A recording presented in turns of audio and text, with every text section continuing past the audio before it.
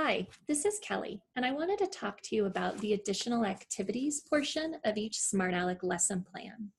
When you're downloading your instructor manual or your student workbook pages, you will notice in that same area is a tab or a link to additional activities.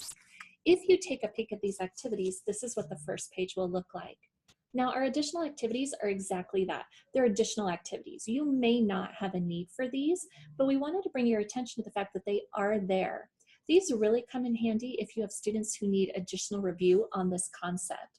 For example, if you're nearing the end of your session or your week on a specific phonogram, for example, let's say lesson 1, and you have a student or a group of students who aren't cementing that concept or they're still struggling, you can download the additional activities, and this will give you more practice pages for those students if you're pulling them to do more review work.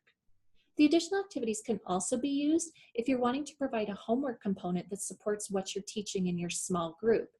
The additional activities have a variety of word lists that you can send home to students to practice reading, to read to their parents. They can spot and dot vowels. They can highlight the ending or the phonogram you're practicing that week, or you can use this as the game. We've showed you in other tutorials how to use word lists for games.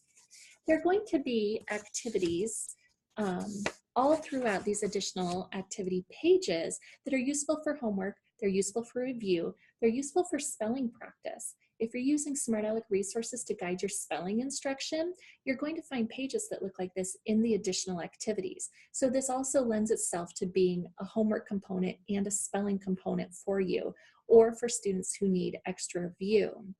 You can use these additional activities in any way that you see fit, because like I said, that's exactly what they are. They're just additional activities. They're not required, but they're there for you if the need arises, or if you're wanting to incorporate a spelling or homework component to the use of the Smart Alec resources and your instruction.